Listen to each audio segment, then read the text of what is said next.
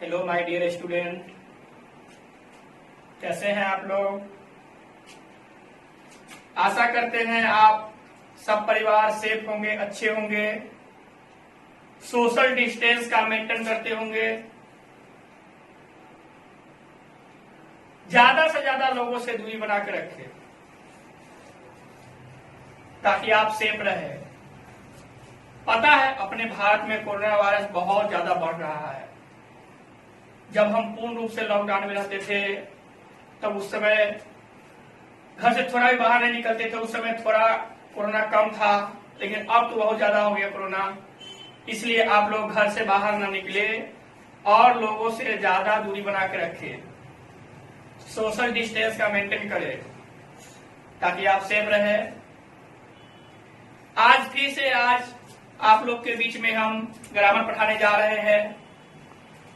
पीछे जो क्लास दिए हैं वो आप लोग जरूर देखे होंगे, समझ में आया है। अगर नहीं समझ में आया, कैसे दिक्कत है तो कमेंट बॉक्स में कमेंट करें। और अगर वीडियो सब मेरी क्लास अच्छा लग रहा है आपको तो प्लीज लाइक करना न भूले, सब्सक्राइब करें मेरे चैनल को और अपने दोस्तों को भी शेयर करें ताकि आपके दोस्त भी इस लॉकडाउन में पढ़े और अच्छा नॉलेज गेन करें। आज फिर से मैं आपके बीच ग्रामर पढ़ाने जा रहा हूं जिसमें पार्ट ऑफ स्पीच पढ़ाएंगे। चलिए तो देखते हैं meaning of part of speech.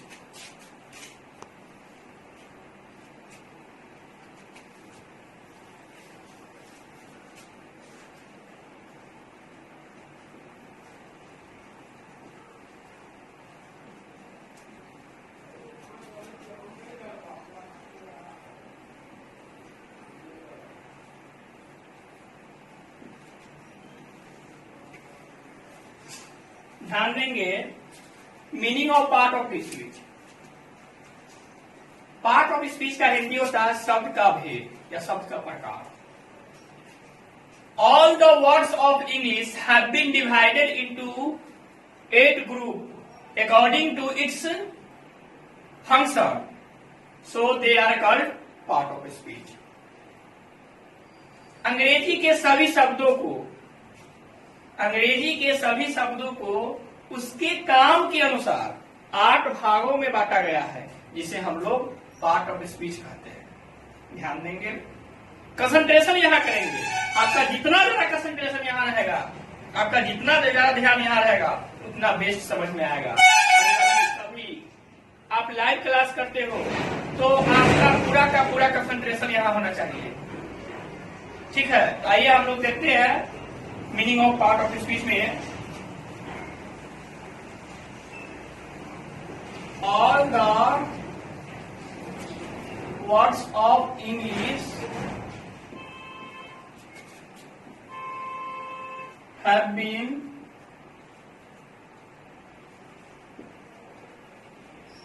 divided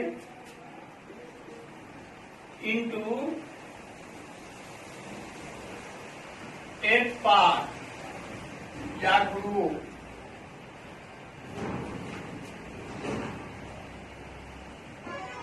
according to its function, so they are called part of speech.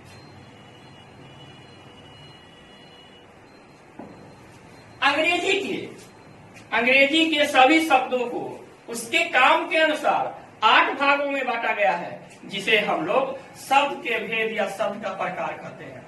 All the words of English have been divided into 8 group 8 part according to its function, they are called part of speech. आइए देखते हैं, हिंदी में भी देखते हैं।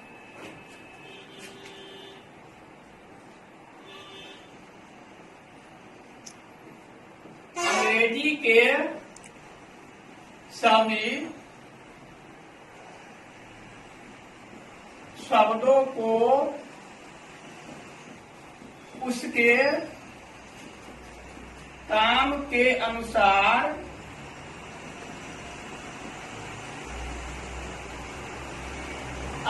भागों में बांटा गया है, जिसे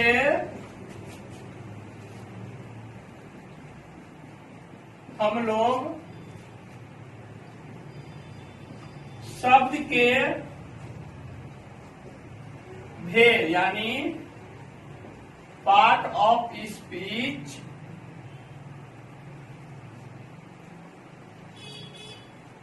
कहते हैं। ध्यान देंगे, अंग्रेजी के सभी शब्दों को उसके काम के अनुसार 8 भागों में बांटा गया है, जिसे हम पार्ट ऑफ स्पीच शब्द के भेद कहते हैं। All the words of English have been divided into 8 group, 8 parts according to its function. They are called part of speech. Concentration यहाँ कीजिए, आपको बेहतर समझ में आएगा। आइए देखिए, अब इसके बाद हम लोग देखेंगे कि पार्ट ऑफ स्पीच कितना है, how many kinds of part of speech. तो जैसा कि हम लोग पहले से भी जानते हैं, बहुत बच्चे जानते भी होंगे, है ना। पार्ट ऑफ स्पीच टोटल कितने हैं, 8 है ना। There are 8 kinds of part of speech. ठीक है, तो आइए हम लोग देखते हैं kinds of part of speech. Kinds of part of speech.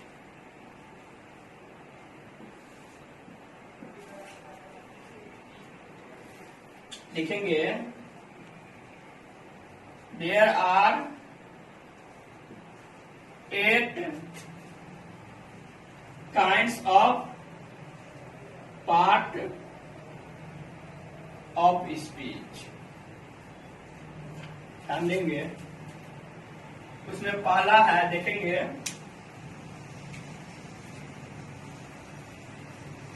Noun, उसके बाद है प्रोनाउन, फिर 3 नंबर में है वर्ब, 4 नंबर में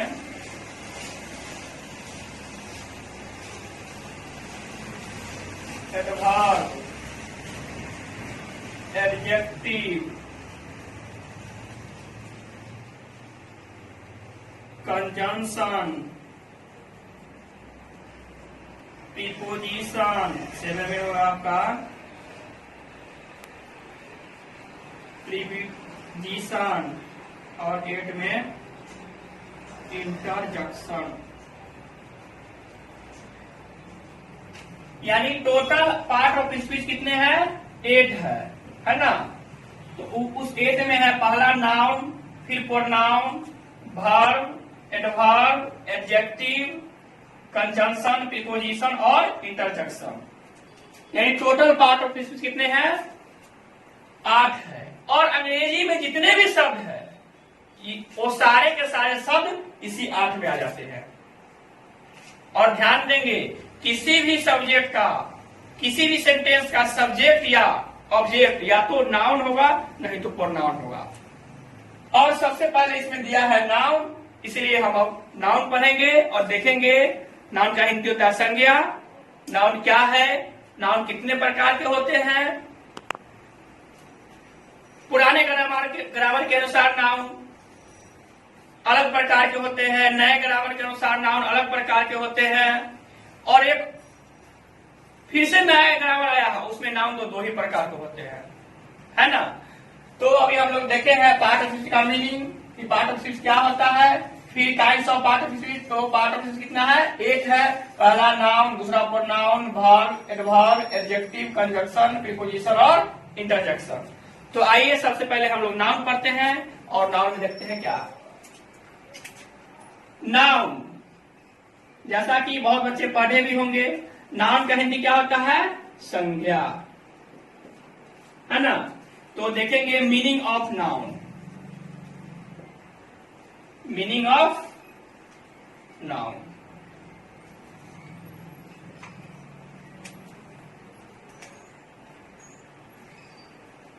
आइए,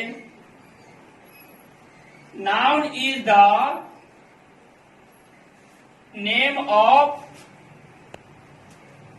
person, place, animal, idea, feeling, etc। एक छोटा एग्जाम्पल भी आप लोग जानते होंगे कि noun is the naming word. नामवाचक शब्द को हम लोग संख्या कहते हैं। इस दुनिया में कोई भी ऐसा चीज जिसका नाम है उसको हम लोग संख्या कहते हैं, नाउन कहते हैं। आइए हम लोग देखते हैं हिंदी में।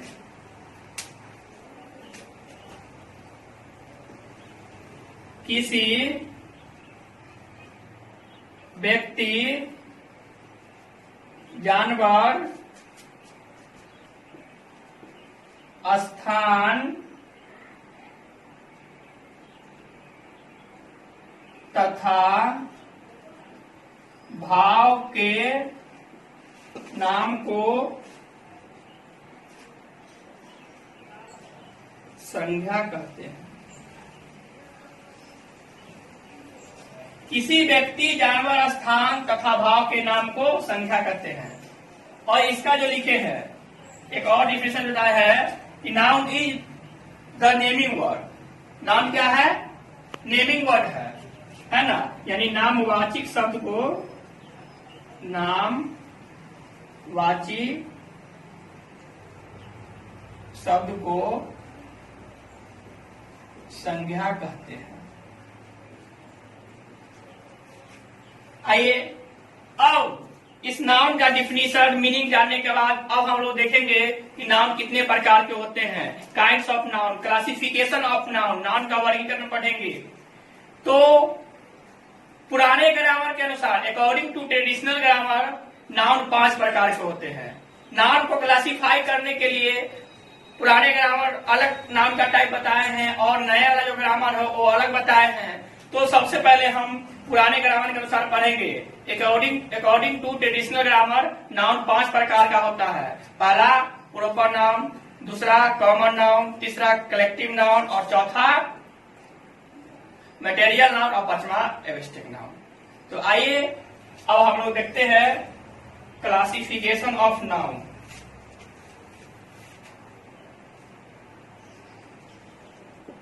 Classification of noun,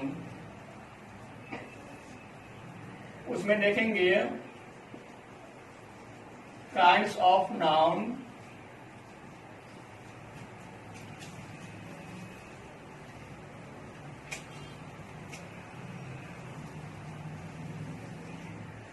according to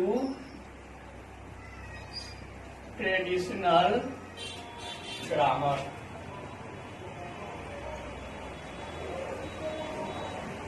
noun 5 प्रकार के अकॉर्डिंग टू ट्रेडिशनल ग्रामर। आइए हम लोग देखते हैं। पहला का नाम है प्रॉपर नाउन, दूसरा का नाम है कॉमन नाउन और तीसरा का नाम है कलेक्टिव नाउन और चौथा आपका हो जाएगा मटेरियल नाउन। और 5 नंबर में सबसे last abstract noun. Proper noun का हिंदी होगा व्यक्तिवाचक संख्या, व्यक्तिवाचक संख्या। कॉमन नाउन का हिंदी होगा जाति वाचक संज्ञा। कलेक्टिव नाउन का हिंदी होगा समूह वाचक संज्ञा। मटेरियल नाउन का हिंदी होगा द्रव्यवाचक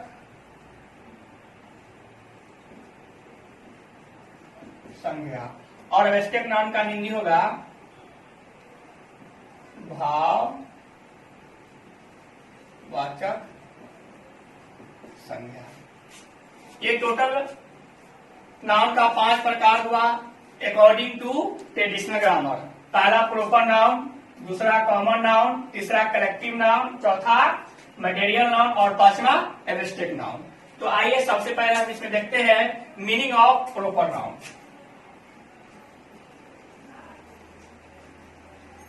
मीनिंग ऑफ प्रॉपर नाउन। तो ध्यान देंगे, proper noun is the particular name of person, place, animal, idea, etc. यानी क्या? प्रॉपर नाउन व्यक्तिवाचक संज्ञा। Proper noun is the name, proper noun is the particular name of person, place, thing, animal, area, है ना। यानी व्यक्तिवाचक संज्ञा वह संज्ञा है जो किसी खास व्यक्ति, जानवर, स्थान और भाव के नाम को बताए। खास पार्टिकुलर नेम उसमें रहना चाहिए। जैसे मेरा नाम खास है, आपका नाम खास है, राम, मोहन, सीता, गीता। कोई शहर का नाम खास है, पटना, मुजफ्फरपुर, है ना। कोई गांव का नाम खास है, तो उस तरह से गंगा, यमुना नदी में आएगा। गंगा एक नदी है, उसका नाम क्या है, खास नाम क्या है, गंगा, यमुना, सरस्वती, है ना। तो कोई भी ऐसा चीज जिसका खास नाम हो वो क्या कहलाएगा? प्रॉपर नाउन कहलाएगा। Proper noun is the particular name of person, place, thing, animal, idea, है ना। तो आइए हम लोग हिंदी में करते हैं।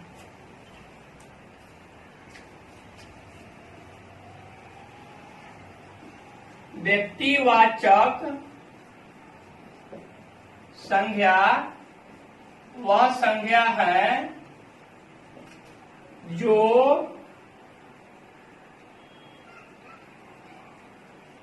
किसी व्यक्ति,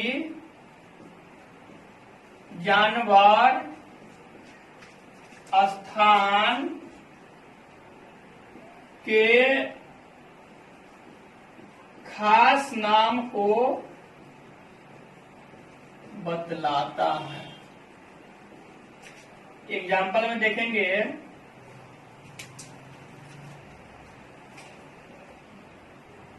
राम, मोहन, सीता, गीता, मुजफ्फरपुर, पटना, गया, गंगा, है ना, उफरौली,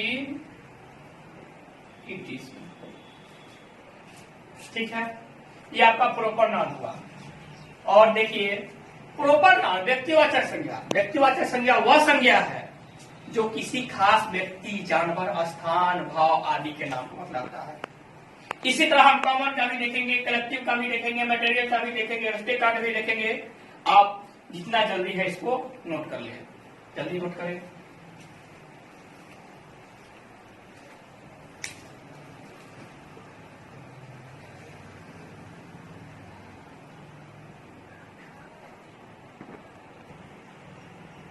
जल्दी नोट करें।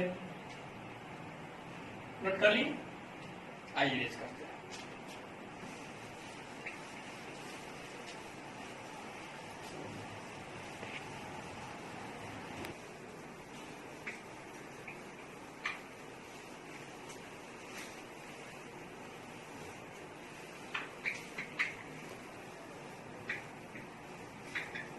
नहीं आना चाहिए।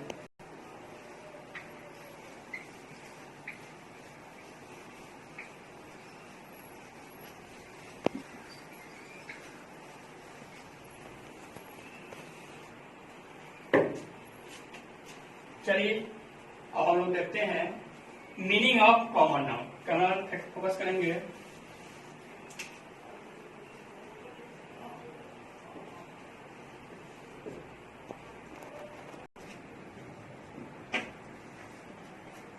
लिखेंगे common noun is that noun which shows all species, यानी जातिवाचक संज्ञा वह संज्ञा है जो पूरी जाति को बतलाता है। Common noun is that noun which shows all species, है ना। तो आइए हम लोग देखते हैं जातिवाचक संज्ञा वह संज्ञा है जो पूरी जाति को बतलाता है, जो पूरी जाति को बतलाता है ना। यानी कॉमन, जो कॉमन हो, जैसे लड़का एक कॉमन वर्ड है, लड़की एक कॉमन वर्ड है, बॉय, राम मोहन सोहन सारा बॉय है, लेकिन उसका सारे बॉय के लिए एक वर्ड यूज किया गया, सारे माने जो राम के लिए, मोहन के लिए, सोहन के लिए, दोनों बॉय बोलते हैं। सीता, गीता, मीरा, सोनी, इस सारे के लिए एक कॉमन वर्ड बनाया गया जिसको हम लोग कहते हैं गर्ल्स। ये क्या है? एक लड़की है ना। यानी ये कॉमन जितने भी वर्ड है वो सारे के सारे कॉमन नाम में आ जाएंगे, जैसे boy, girl, man, women, dog, है ना, एनिमल। आइए इसका एग्जांपल देखेंगे।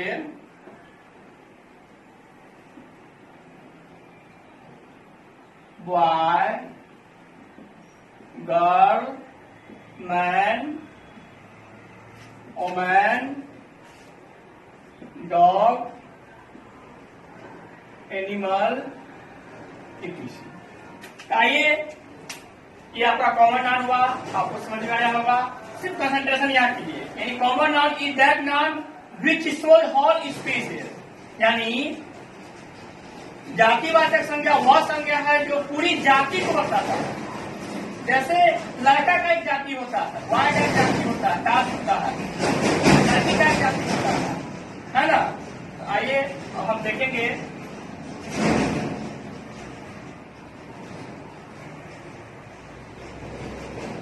Meaning of collective noun. देखेंगे collective noun is that noun which shows A group. Collective यानी एक क्या होना चाहिए? कलेक्टिव समूह होना चाहिए, एक ग्रुप होना चाहिए, है ना। समूहवाचक संज्ञा वह संज्ञा जो एक समूह को बताता है। Collective noun is that noun which shows A group, जहां ग्रुप होना चाहिए। जैसे क्लास, क्लास में विद्यार्थियों का ग्रुप होता है ना, समूह होता है। मार्केट, आर्मी, है ना, फैमिली, फैमिली में भी ग्रुप होता है ना। कलेक्टिव होना चाहिए। आइए देखते हैं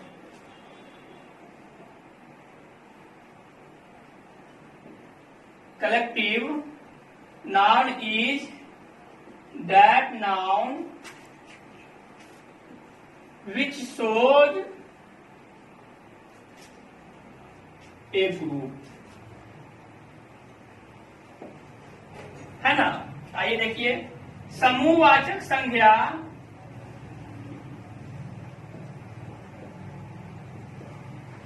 वह संज्ञा है जो समूह को बतलाता है।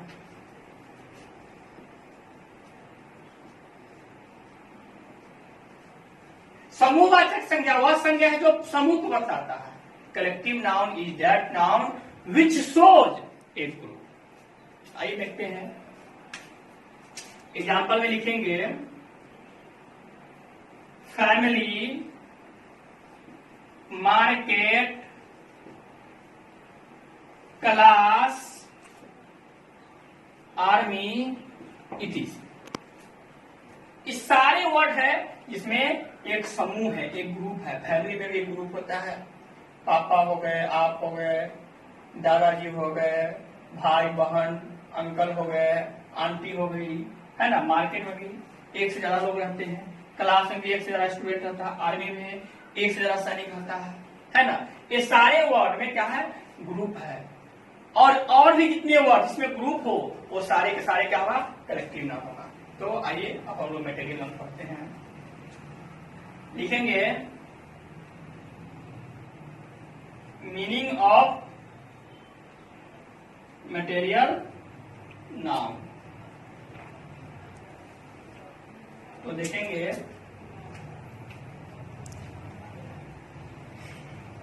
Material noun is that noun which is major, which is major, है ना। यानी द्रव्यवाचक संज्ञा, द्रव्यवाचक संज्ञा वह संज्ञा है जिसे मापा या तौला जाता है, उसको आप गिन नहीं सकते, है ना। तो आइए देखते हैं, material noun is that noun which is major, यानी मटेरियल नाउन को हम लोग क्या करते हैं, वैसा कोई भी चीज जिसको आप मापते हैं, तौलते हैं, उस हो जाएगा क्या, मटेरियल नाउन होगा। जैसे वाटर, मिल्क, है ना, तेल हो गया आपका,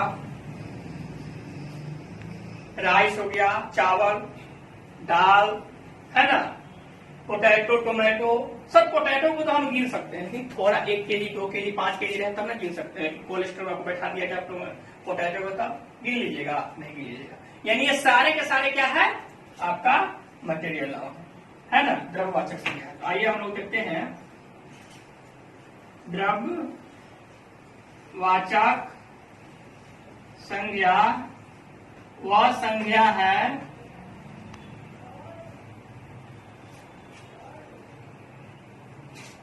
जिसे मापा या तौला जाता है किंतु गिना नहीं जाता है ना। ये आपका मटेरियल नाउन हो गया। Material noun is that noun which is major, जिसको हम मापते हैं, तौलते हैं, गिनते हैं, सॉरी गिनते नहीं है, ये सब क्या हो गया आपका मटेरियल नाउन। आइए एग्जाम्पल देखते हैं, क्या फोकस करेंगे। Water, milk, oil, potato, tomato,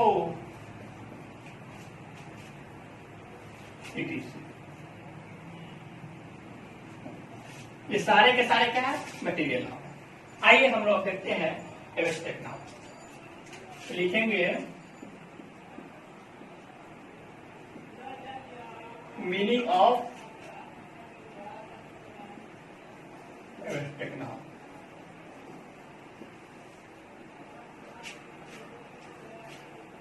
Abstract noun is that noun which do not see and touch but felt only। यानी भाववाचक संज्ञा वह संज्ञा है जिसे न तो देखा न ही छुआ जाता है, सिर्फ अनुभव किया जाता है। यानी एब्स्ट्रैक्ट